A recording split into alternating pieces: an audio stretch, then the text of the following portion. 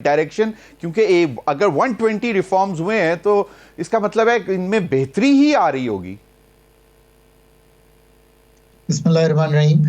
एक तो बात यह है कि अच्छी बात है, एक कंपेंडियम ऑफ रिफॉर्म्स जो है वो आपके सामने आ गया है कि क्या इस्लाहात जो कि पॉलिटिकल गवर्नमेंट ने आकर इकोनॉमिक, सोशल और इंस्टीट्यूशनल सतह पर की हैं। इसका क्या मतलब है? इसका मतलब है कि अगर आपने 1.5 लाख नौकरियां जो थी वो ख़त्म की, कुछ पेंशन रिफॉर्म्स की तरफ आगे बढ़े, आपने ये देखा कि एफपीआर में कोई डिजिटलाइजेशन का अमल जो है उसको तकवीत दी, आपने आईएमएफ का प्रोग्राम चलाया, आपने लीगल एंड जुडिशल रिफॉर्म्स जो हैं वो देखी, आपने अपने एरिया में पीका एक्ट देखा, आपने एसआईएफसी के अंडर एक कोशिश की, आपको $2.5-3 अरब की इन्वेस्टमेंट सऊदी अरेबिया से मिल गई, आपने ट्रांसपेरेंसी लाने के लिए, ख़वातीन के रोल को आगे करने के लिए कोशिश की कि वो 33% बोर्ड्स पे आए, बिकॉज 23% उनकी लेबर फोर्स पार्टिसिपेशन है जबकि वो 50% है मुल्क के ओवरऑल उसका बिजनेस फैसिलिटेशन सेंटर्स। इन सब चीज़ों को उन्होंने इकट्ठा करके एक कंपेंडियम बना दिया है।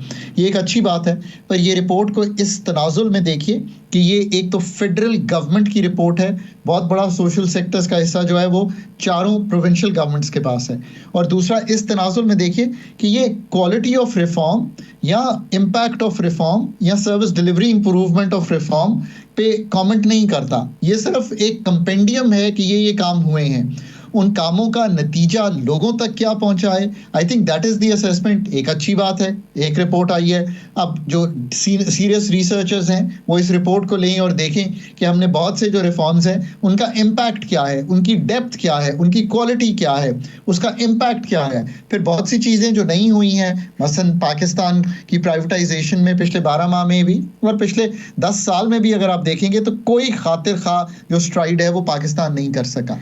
और आखिर में जो सबसे इंपॉर्टेंट बात है वो तो वहीं की वहीं है ना, कि आईएमएफ प्रोग्राम की एंगेजमेंट जो कि केयर टेकर से शुरू हुई और फिर आपने इस हुकूमत में देखी, उसने एक तकवीत बख्शी है एक मैक्रो स्टेबिलिटी की, जिसका मतलब है कि बैरूनी ज़खायर बढ़ गए हैं, खसारा बैरूनी जो है वो सरप्लस में आ गया है, जो आपकी अफरात ज़र है, कीमतों के बढ़ने की शरह है उसमें एक खातिर खा कमी आई है।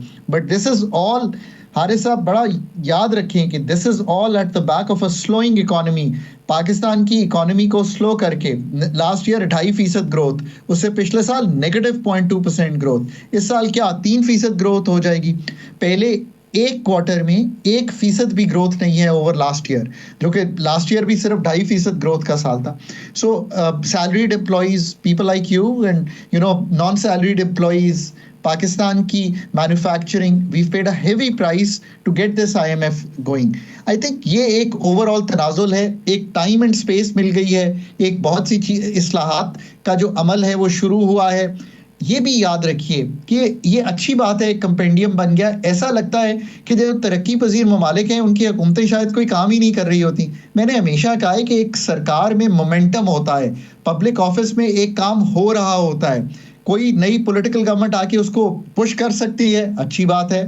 ये नहीं है कि इंडोजिनसली यानी कि विद इन द फ्रेमवर्क ये काम तो सारे चल रहे होते हैं, पर अगर अच्छी पॉलिटी हो तो वो उसको पुश कर सकती है। इस वक्त डॉक्टर खाकान नजीब साहब,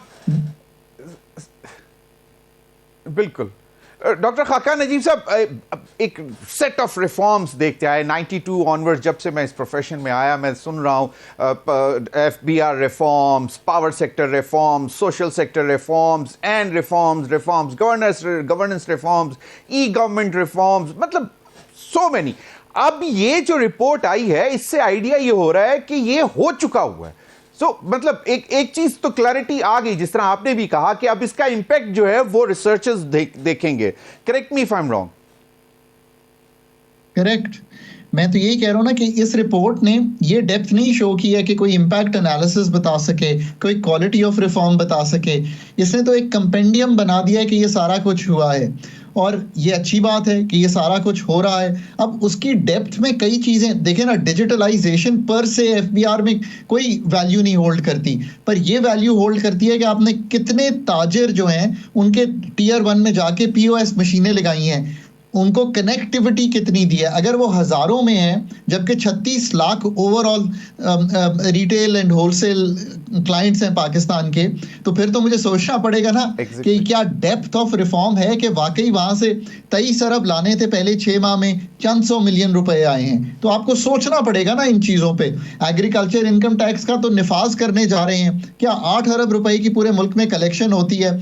ये नहीं है कि एग्रीकल्चर इनकम टैक्स भी नहीं लगा हुआ, एग्रीकल्चर इनकम टैक्स का इजरा पहले भी हुआ था, कलेक्शन कोई नहीं होती। अब फिर आपने एक और गवर्नमेंट्स ने बड़ा डिले करके उसका इजरा किया, क्योंकि आईएमएफ का स्ट्रक्चरल बेंचमार्क तो सितंबर अक्टूबर का था, पर चलें अब कर दिया है। ये याद रखिए कि मतलब प्राइवेटाइजेशन हुई, फिर 10-12 साल रुक गई, बैंक बिक गए, टेलीकॉम सेक्टर चला गया, उसके बाद 10-12 साल बिल्कुल सन्नाटा रहा। पीआईए बेचने गए, नहीं बेच सके। एसआईएफसी ने कुछ काम किया, आपको 2.5-3 अरब डॉलर का शायद जिक्र है, सऊदी अरेबिया से रेकोडेक पे बात हो रही है, ये अच्छी बातें हैं। पर पाकिस्तान की इन्वेस्टमेंट टू जीडीपी 13% पे है यार। आपका जो मुल्क है जिसकी आप बार बार जिक्र करते हैं, उसके पास जाते हैं, 35% इन्वेस्टमेंट टू जीडीपी पे है। जो आपका हमसाया मुल्क है वो 28-30% पे है। तो इतना बड़ा गैप है। So what I am trying to say is कि करना रिफॉर्म्स बहुत से शुरू, ये अच्छी चीज है। उनकी डेप्थ में उनका डॉक्टर खाकान साहब, डू यू एग्री कि हमारे पास पोटेंशियल है, we have the potential to attract all this investment that you are mentioning के 13% तो कुछ भी नहीं है। इसमें तो कोई भी बात नहीं है ना। आपकी जो इन्वेस्टमेंट है गलत एरियाज में पड़ी है, रियल एस्टेट में पड़ी है। आपकी इन्वेस्टमेंट 11 अरब डॉलर की दुबई में पड़ी है, जो आदादोशुमार आते हैं। अब आप मुझे बताइए ना कि वहां भी रियल एस्टेट में पड़ी है। पाकिस्तान को री इंसेंटिवाइज करना है कि जूता बनाएं, कैमरे की कोई लेंस बनाएं, मोबाइल का कोई पार्ट बनाएं और दुनिया के ग्लोबल वैल्यू चेन का पार्ट बने।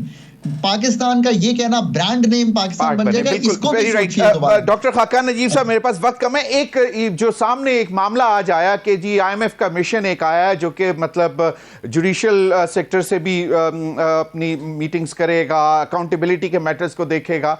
ये जो है मैक्रो इकोनॉमिक स्टेबिलिटी प्रोग्राम के साथ ये जुड़ा हुआ मामला कि जनाब गवर्नेंस इश्यूज में आईएमएफ का मतलब जो किरदार है वो है।